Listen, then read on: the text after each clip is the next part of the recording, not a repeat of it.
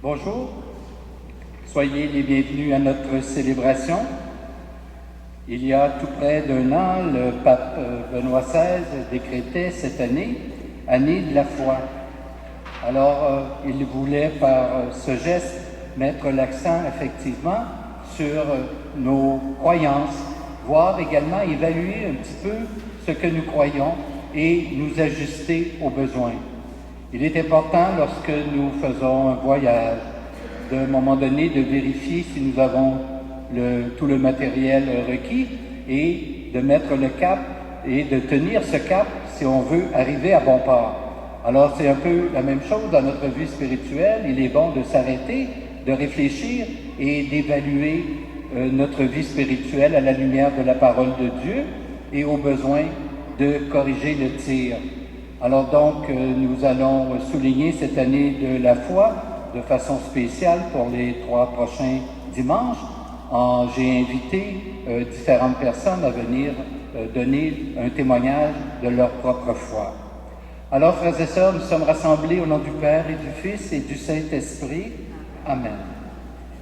Que le Seigneur Jésus, premier ressuscité d'entre les morts, vous garde dans la fidélité au Dieu de la vie, et qu'il vous accorde sa paix. Béni soit Dieu maintenant et toujours. Nous sommes invités à vivre pour Dieu dès ici-bas, mais il nous arrive de ne pas répondre à cette invitation. Tournons-nous vers le Seigneur pour implorer sa miséricorde.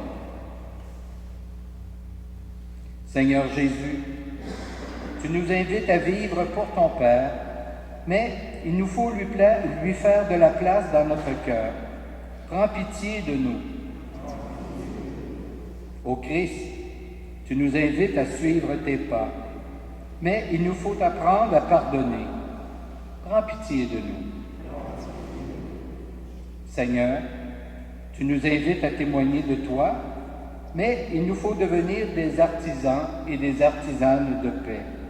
Prends pitié de nous.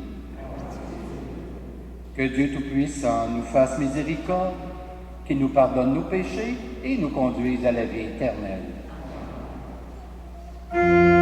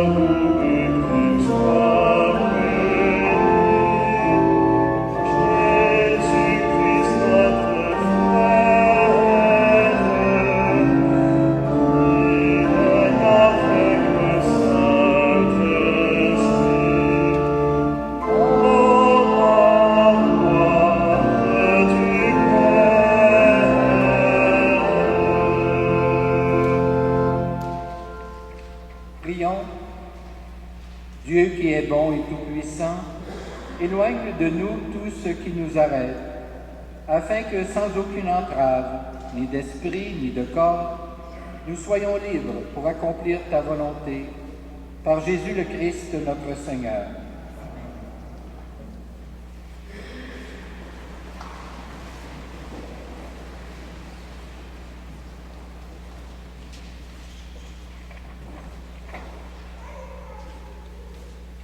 Lecture du second livre des martyrs d'Israël.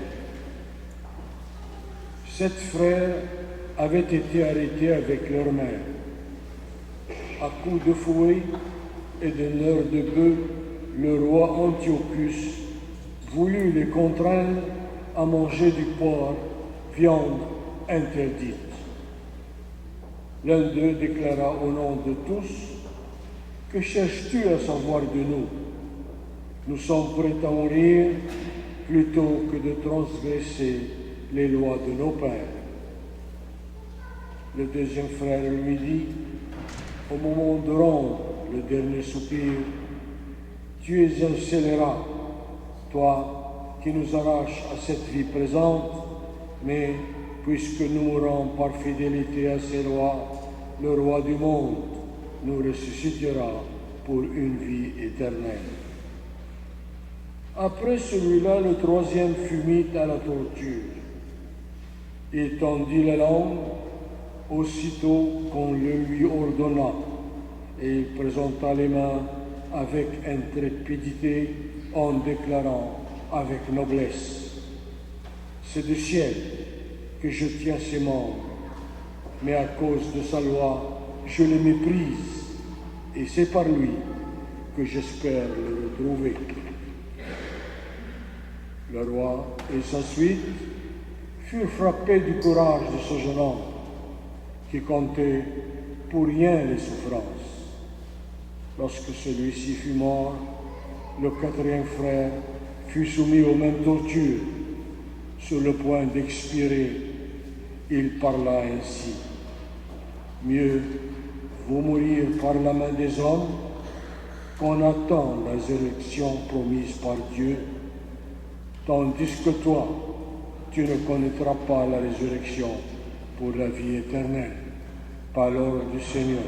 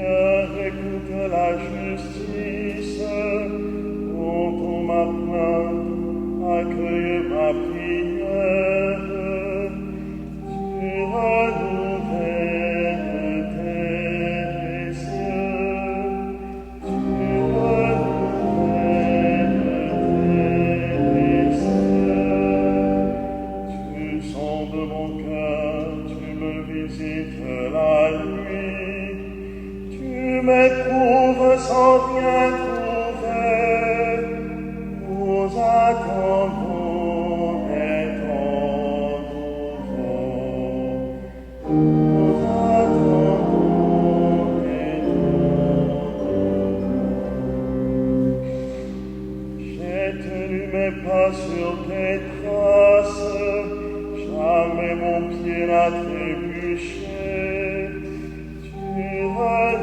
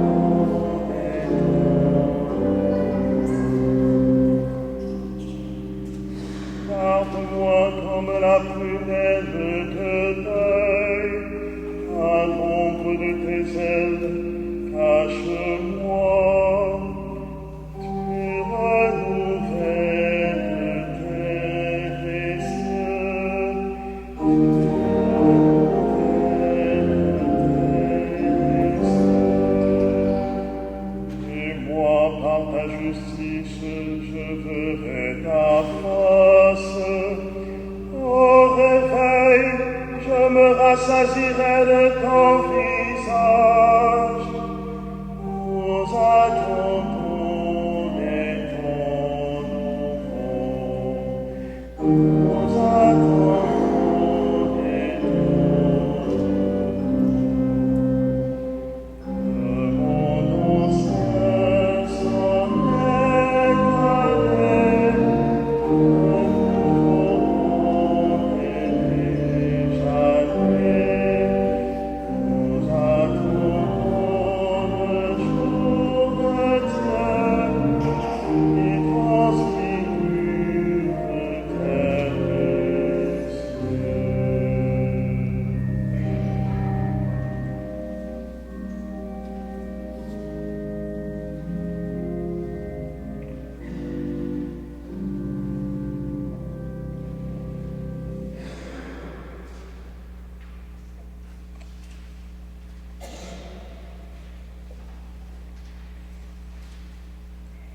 Lecture de la seconde lettre de saint Paul apôtre aux Thessaloniciens.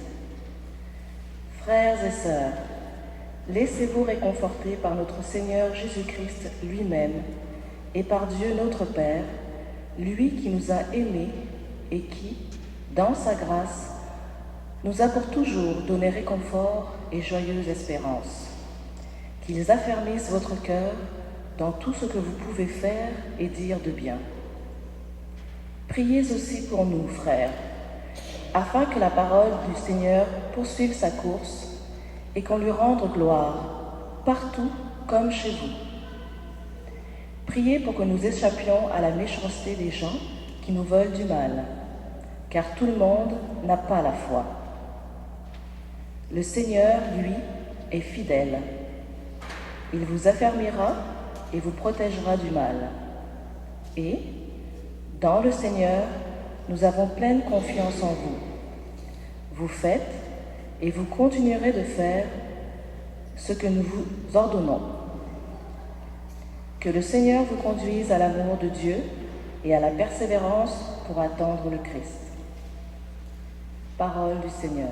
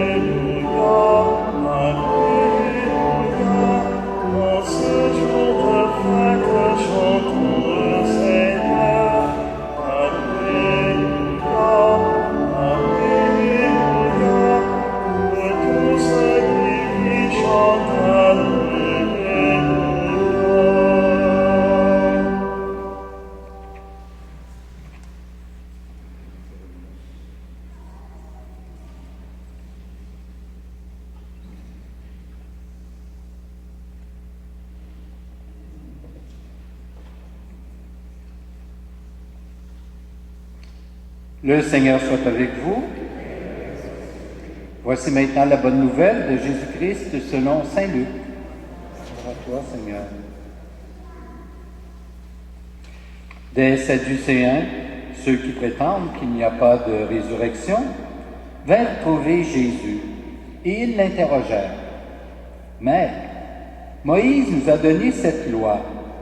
Si un homme a un frère marié, mais qui meurt sans enfant, qu'il épouse la veuve pour donner une descendance à son frère.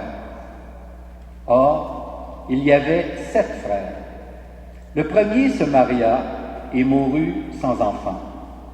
Le deuxième, puis le troisième, épousèrent la veuve. Et ainsi tous les 7. Ils moururent sans laisser d'enfants. Finalement, la femme mourut aussi.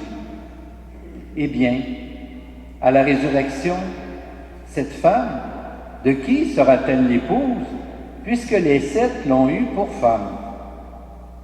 Jésus répond, les enfants de ce monde se marient, mais ceux qui ont été jugés dignes d'avoir part au monde à venir et à la résurrection d'entre les morts ne se marient pas, car ils ne peuvent plus mourir. Ils sont semblables aux anges, ils sont fils de Dieu, en étant héritiers de la résurrection. Quant à dire que les morts doivent ressusciter, Moïse lui-même le fait comprendre dans le récit du buisson ardent, quand il appelle le Seigneur le Dieu d'Abraham, le Dieu d'Isaac, le Dieu de Jacob. Il n'est pas le Dieu des morts, mais des vivants. Tous vivent, en effet, pour lui. Acclamons la parole de Dieu. Seigneur Jésus.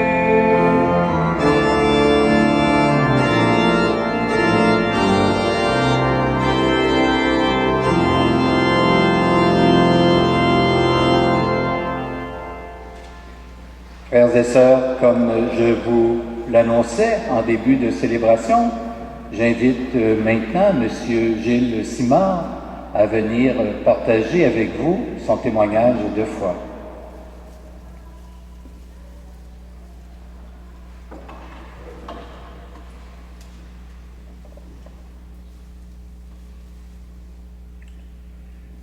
Depuis près d'1 an, l'Église nous invite, à travers des activités, des temps d'arrêt et des textes, à réfléchir sur la foi, sur notre foi.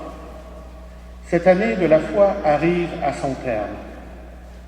À cette occasion, des personnes sont invitées à témoigner de leur propre foi. Aujourd'hui donc, c'est à moi que le Père Gaëtan a confié cette mission. Avant de pouvoir décrire ma foi, je dois remonter dans le passé. Un dimanche d'août 1973, un jeune prêtre de la paroisse Marie-Immaculée de cette île me mettait au défi de proclamer la parole de Dieu. Étant jeune, on a pris soin de me former correctement, en prenant le temps nécessaire. Je m'y suis investi avec beaucoup d'énergie et de sérieux. Élevé dans la foi chrétienne, je prenais tout au pied de la lettre durant l'enfance. Avec l'adolescence, vers le doute. Et ces textes que je proclamais le samedi d'abord, puis le dimanche, se sont mis à m'interpeller, à m'obliger à me questionner. En réalité, la parole m'a graduellement, lentement, tout simplement apprivoisé, comme le renard et le petit prince d'Antoine de Saint-Exupéry. La parole et moi avons appris à nous connaître, à devenir confortables l'un avec l'autre. Puis j'ai quitté le domicile familial pour poursuivre mes études à l'université. J'ai offert mes services à une paroisse de Sainte-Foy et j'y ai proclamé la parole pendant plusieurs années. Je n'ai jamais cessé de le faire depuis 40 ans. J'ai cherché à approfondir ma foi tout en tentant de mieux comprendre les textes que je proclamais. Qu'ai-je compris? Ou plutôt, qu'ai-je retenu? Ma foi, c'est d'abord un cadeau que j'ai reçu lors de mon baptême, mais un cadeau qui est fragile, telle une fleur dont on doit sans cesse s'occuper. Pas n'importe quelle fleur, la mienne. Le petit prince a fini par comprendre qu'il était responsable de sa rose, même lorsqu'elle l'exaspérait. Je suis donc responsable de ma foi. Je dois l'entretenir. Lorsque je l'oublie, elle se rappelle à moi, parfois doucement, parfois avec vigueur. Au moment où je débutais l'école en 1964, arrivait une nouvelle façon d'initier les jeunes à la catéchèse. Jésus devenait notre ami, un ami personnel. À 5 ans, on n'y comprend pas grand-chose. On s'attache au merveilleux. Mais c'est resté. Aujourd'hui, à 54 ans, je continue à percevoir Jésus, Dieu, comme un ami, un compagnon de tous les instants, qui sait pardonner quand je le délaisse et qui m'accueille à bras ouverts lorsque je reviens. Aujourd'hui, j'ai compris que ma foi, c'est d'abord faire confiance. Une confiance sans réserve, comme le jeune enfant qui dort profondément dans les bras de sa mère ou de son père. Ma foi est aussi exigeante. Elle demande à s'exprimer. Pas nécessairement avec des mots, surtout avec des gestes et de la constance. Elle m'invite sans cesse à servir là où je peux être utile. C'est ainsi que le Père Bernard m'a invité à me joindre à la communauté de l'Immaculée Conception il y a déjà plusieurs années pour y prendre charge de la préparation des parents au baptême de leurs jeunes enfants, puis de l'équipe des lectrices et lecteurs, et enfin du conseil paroissial de pastoral. Saint Paul nous le rappelle, c'est à leur comportement que doivent se reconnaître les chrétiens. Cette foi, ma foi, se nourrit encore de la parole, mais pas seulement de la parole. Elle se nourrit également de vous, de vos sourires, de votre présence à nos célébrations, des mots que nous échangeons avant celle-ci.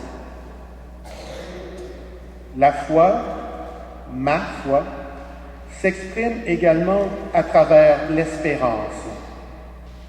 Jésus ne nous a-t-il pas dit que la mort n'est pas la fin de tout? Ne nous a-t-il pas promis le royaume? J'en ai eu la preuve il y a quelques jours, lors des funérailles de mon père. J'ai assisté à la douleur indicible de ma mère qui perdait son compagnon de vie. Ils se connaissaient depuis 63 ans, 5 mois et 3 jours. Ma mère insistait constamment sur le 5 mois et 3 jours. Elle a écrit dans le cercueil de mon père, avant qu'il ne soit refermé, qu'elle l'aimait, qu'elle lui demandait de l'attendre, qu'elle allait le rejoindre. On ne rejoint pas le néant. Il faut donc qu'il y ait quelque chose après la mort. Il y a 2 semaines, nous avons été invités à écouter un extrait de la 2e lettre de Saint Paul apôtre à Timothée. Ce texte me touche profondément. Dans cette lettre, Paul écrit « Me voici déjà offert en sacrifice. Le moment de mon départ est venu. Je me suis bien battu. J'ai tenu jusqu'au bout de la course. Je suis resté fidèle. Je n'ai plus qu'à recevoir la récompense du vainqueur. Dans sa justice, le Seigneur, le juge impartial, me la remettra en ce jour-là. » Paul utilise ici l'exemple des Jeux olympiques. Les athlètes qui gagnent, encore aujourd'hui, reçoivent leur médaille non pas immédiatement après l'épreuve sportive, mais plus tard, en soirée. Vous remarquerez que Paul ne dit pas « j'espère que ». Il écrit plutôt « me la remettra ». Il ne doute pas. Il a entière confiance dans ce Christ qui l'a renversé un jour sur le chemin de Damas et qui l'accompagne depuis toutes ces années. C'est à cette confiance tranquille, toute remplie d'espérance, que j'aspire. Une foi qui m'invite sans cesse à m'impliquer et à témoigner. Je me la souhaite, je vous la souhaite également. Je terminerai par ces paroles de Paul à Timothée. Le Seigneur me fera encore échapper à tout ce qu'on fait pour me nuire. Il me sauvera et me fera entrer au ciel, dans son royaume. À lui la gloire pour les siècles des siècles. Amen.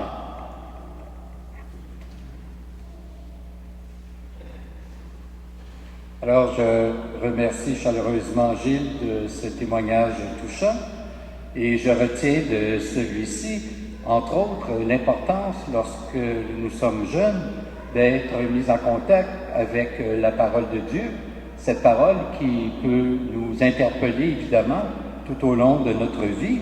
C'est ce qui est arrivé dans le cas de Gilles.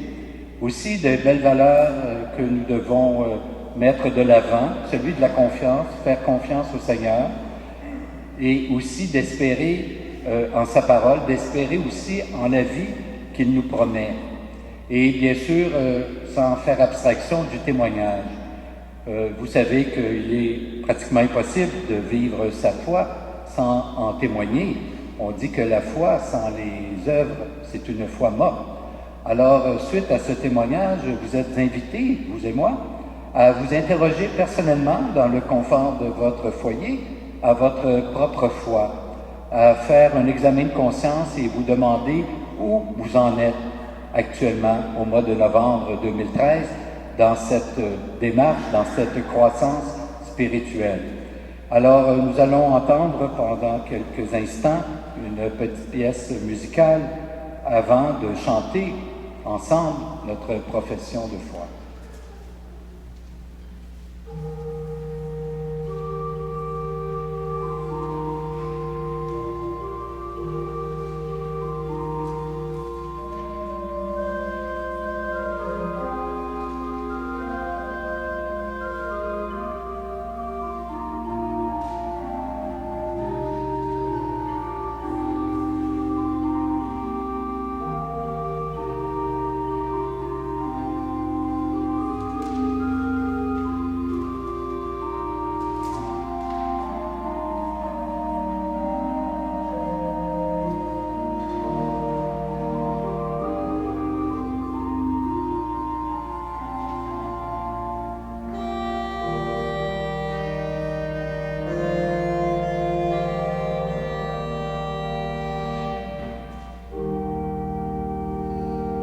crois en Dieu, le Père Tout-Puissant, Créateur du ciel et de la terre.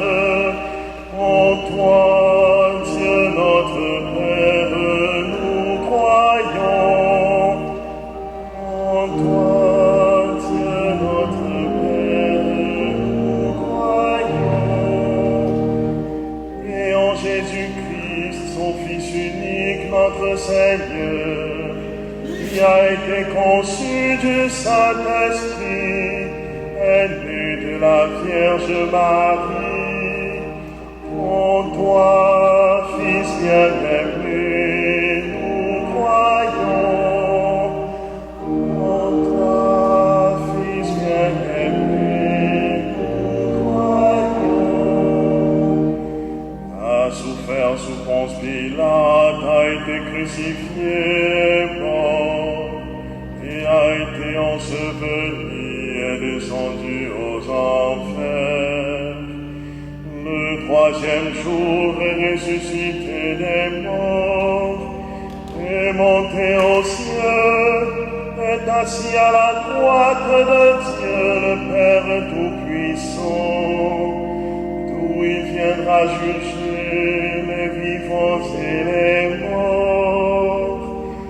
En toi, esprit d'amour, nous croyons. En toi, esprit d'amour, nous croyons. Je crois en l'Esprit Saint, en la Sainte Église catholique, à la communion des saints, à la rémission des péchés, à la résurrection de la chair, à la vie éternelle. Amen. Amen.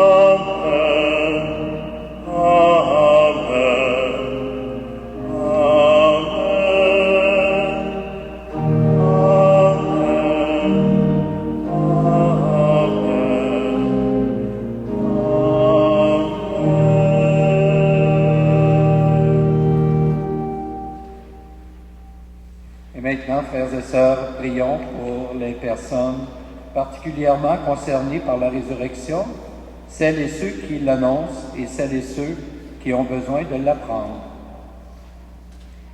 En cette année de la foi qui se termine, prions pour les membres de notre Église qui ont à témoigner d'une façon particulière du sens de la résurrection.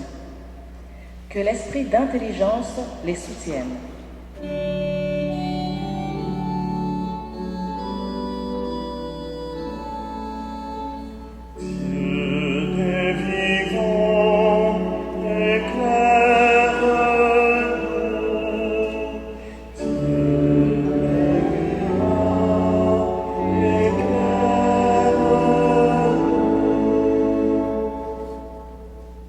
Prions pour celles et ceux qui doutent de la vie, qui ne trouvent pas leur compte, spécialement les jeunes, qu'ils trouvent chez les chrétiens et les chrétiennes de bonnes raisons de vivre et d'espérer.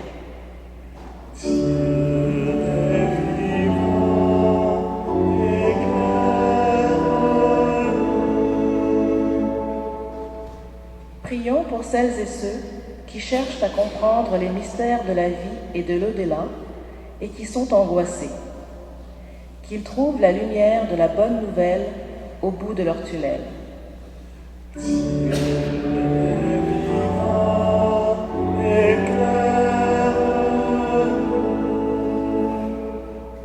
Pensons aux grands malades, aux agonisants, aux incurables que l'approche de la mort terrifie, qu'ils se reposent sur la parole de Dieu.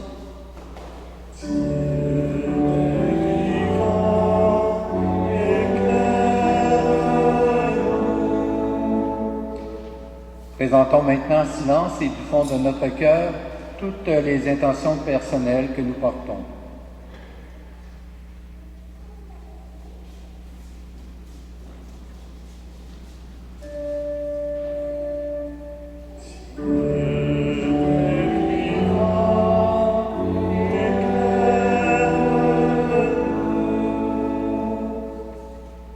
Dieu notre Père, tu as voulu que ton Fils bien-aimé connaisse les misères de l'existence humaine. Fais-nous apprécier la joie de la résurrection en confortant notre foi en ta parole qui nous la promet. Par Jésus le Christ, notre Seigneur, le premier des ressuscités. Amen.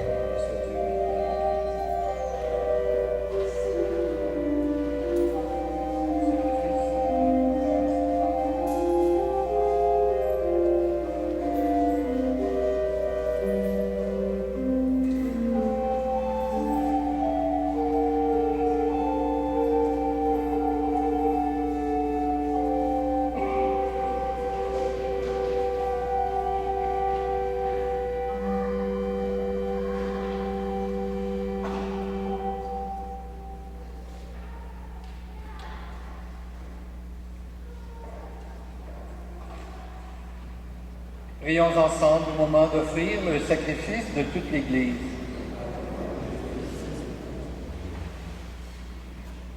Sur les offrandes que nous présentons, Seigneur, jette un regard de pardon et de paix. Qu'en célébrant la passion de ton Fils, nous entrions de tout cœur dans son mystère, lui qui vit et règne avec toi et l'Esprit Saint, Dieu, pour les siècles des siècles. Le Seigneur soit avec vous. Élevons notre cœur. Rendons grâce au Seigneur notre Dieu. Vraiment, il est juste et bon de te rendre gloire, de t'offrir notre action de grâce toujours et en tout lieu. À toi, Dieu fidèle, Père des miséricordes. Car tu nous as donné ton Fils Jésus le Christ, notre Seigneur et notre frère. Il a manifesté son amour pour les petits et les pauvres, les malades et les pécheurs. Il s'est fait le prochain des opprimés et des affligés. Sa parole et ses actes ont annoncé au monde que tu es vraiment un Père et que tu prends soin de tous tes enfants. C'est pourquoi, avec les anges et tous les saints et saintes, nous te louons, nous te bénissons et nous chantons l'hymne de ta gloire et sans fin, nous proclamons.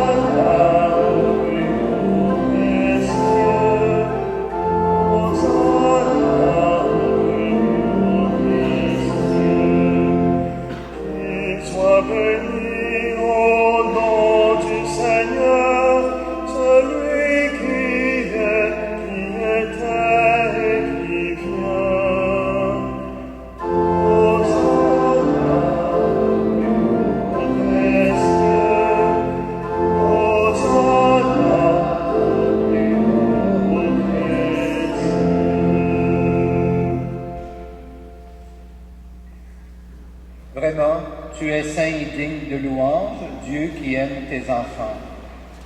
Toi qui es toujours avec eux sur les chemins de cette vie. Vraiment, ton Fils Jésus est béni, lui qui se tient au milieu de nous quand nous sommes réunis en son nom. Comme autrefois pour ses disciples, il nous ouvre les Écritures et nous partage le pain. Maintenant donc, Père de toute grâce, nous t'en prions, envoie ton Esprit Saint afin qu'il sanctifie nos offrandes, que ce pain et ce vin deviennent pour nous le corps et le sang du Christ, notre Seigneur.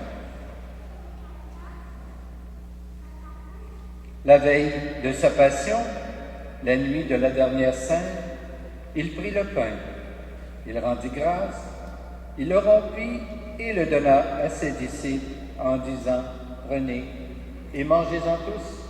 Ceci est mon corps livré pour vous. »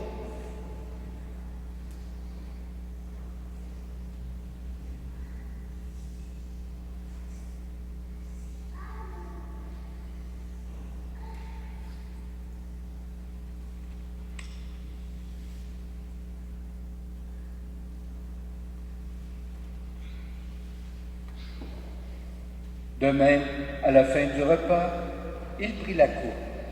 De nouveau, il rendit grâce et la donna à ses disciples en disant « Prenez et buvez-en tous, car ceci est la coupe de mon sang, le sang de l'alliance nouvelle et éternelle, qui sera versé pour vous et pour la multitude en rémission des péchés. Vous ferez cela en mémoire de moi. »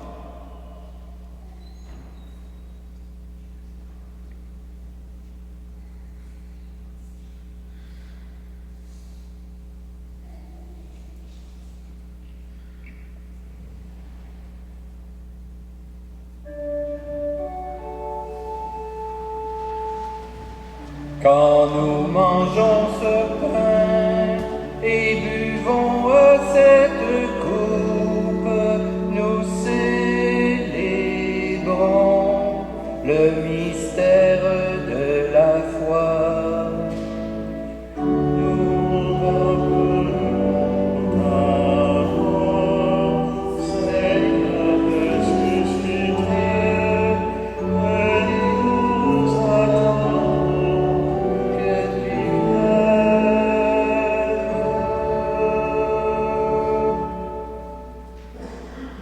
Voilà pourquoi, Père très saint, faisant ici mémoire de ton Fils, le Christ, notre Sauveur, que tu as conduit par la passion et la mort sur la croix à la gloire de la résurrection pour qu'il siège à ta droite, nous annonçons ton œuvre de grâce jusqu'au jour où il viendra, et nous t'offrons le pain de la vie et la coupe de bénédiction.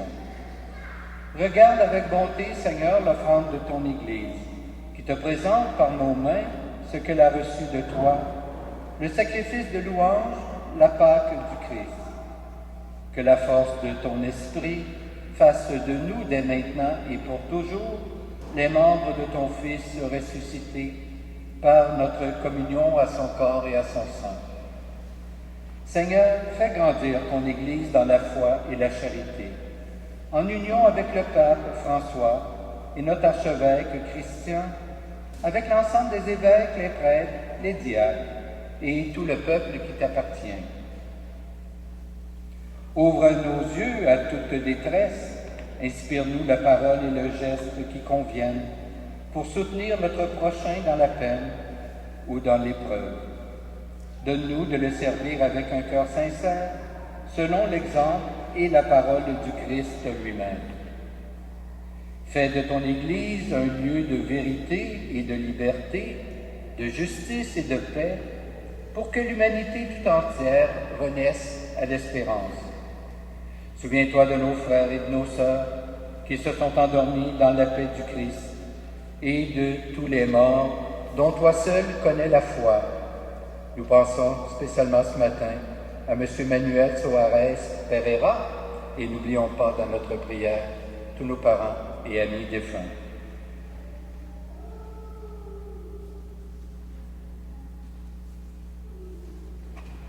Donne-leur de te contempler ou de contempler la clarté de ton visage et conduis-les par la résurrection à la plénitude de la vie.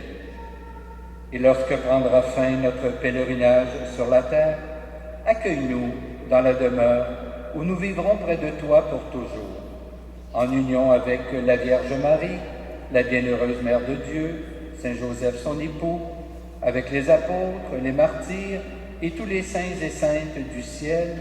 Nous pourrons alors te louer sans fin et magnifier ton nom par Jésus le Christ, ton Fils bien-aimé. Par lui, avec lui et en lui, à toi, Dieu le Père Tout-Puissant, dans l'unité du Saint-Esprit, tout honneur et toute gloire pour les siècles des siècles.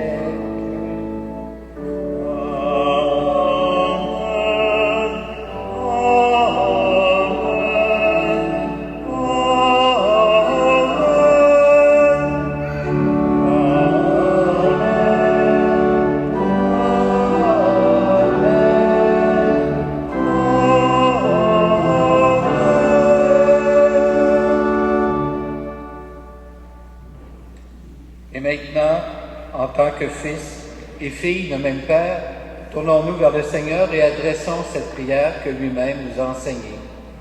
Notre Père qui es aux cieux, que ton nom soit sanctifié, que ton règne vienne, que ta volonté soit faite sur la terre comme au ciel. Donne-nous aujourd'hui notre pain de ce jour. Pardonne-nous nos offenses, comme nous pardonnons aussi à ceux qui nous ont offensés. Et ne nous soumets pas à la tentation, mais délivre-nous du mal. Délivre-nous de tout mal, Seigneur, et donne la paix à notre temps. Par ta miséricorde, libère-nous du péché. Rassure-nous devant les épreuves en cette vie, où nous espérons le bonheur que tu promets, et le retour de Jésus-Christ, notre Sauveur.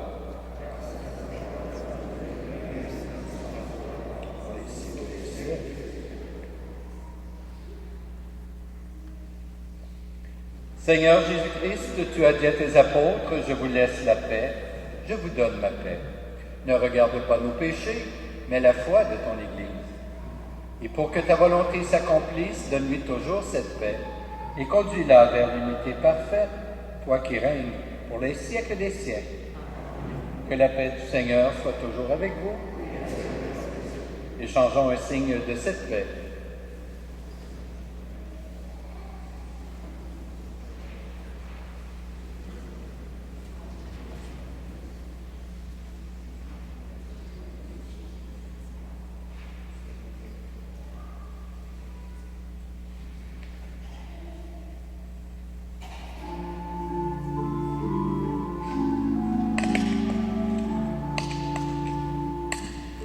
Voici l'agneau de Dieu, offert pour nos péchés.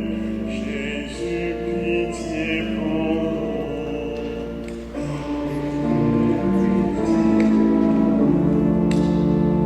Voici l'agneau de Dieu, livré pour notre vie. Ô Christ, sois notre vie. Ô Christ, sois notre vie.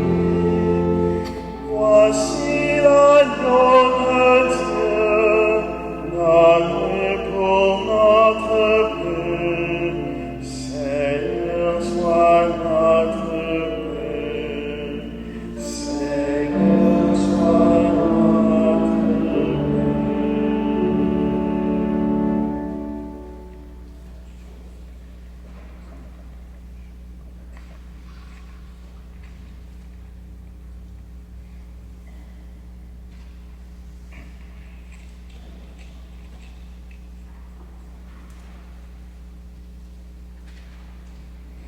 Heureuses les invités au repas du Seigneur.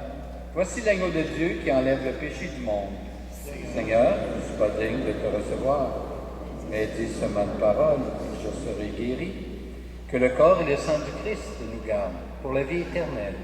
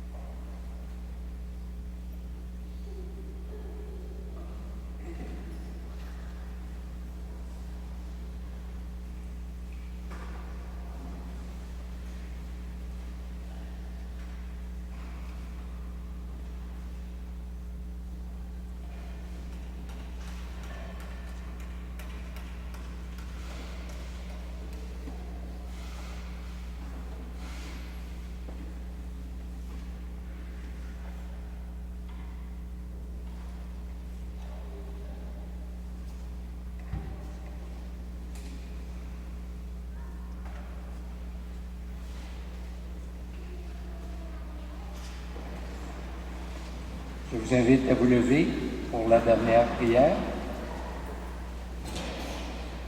Fortifiés par cette nourriture sainte, nous t'adressons, Seigneur, nos actions de grâce et nous implorons ta miséricorde. Que l'Esprit Saint fasse persévérer dans la droiture ceux et celles qui ont reçu la force d'en haut. Par Jésus le Christ, notre Seigneur. Le Seigneur soit avec vous. Que Dieu Tout-Puissant nous bénisse, le Père, le Fils et le Saint-Esprit. Amen. Deux petites annonces. Nous avons un urgent besoin de bénévoles. Vous comprendrez qu'il y a des personnes que ça fait très longtemps qui sont impliquées dans différents mouvements et rendu à un certain âge, c'est normal qu'on pense un petit peu à la retraite. Alors, il faut remplacer ces personnes-là. Alors donc, voilà pourquoi il est important de sensibiliser les jeunes que nous côtoyons pour les inviter à s'impliquer dans la société et dans l'Église. Alors, si vous avez du temps, puis vous êtes généreux de votre temps, peut-être pourriez-vous nous donner votre nom et vos coordonnées afin que nous puissions vraiment utiliser toutes ces énergies au service de la communauté. Vous savez que les fêtes approchent à grands pas. La guignolée sera le 24 novembre. Alors, il faut également beaucoup de personnes, des bras aussi, pour pouvoir passer cette guignolée-là. Alors, vous êtes invités vraiment à vous impliquer et je vous remercie. Je vous souhaite un bon dimanche, une belle semaine. Portez-vous bien. Allez dans la paix du Christ.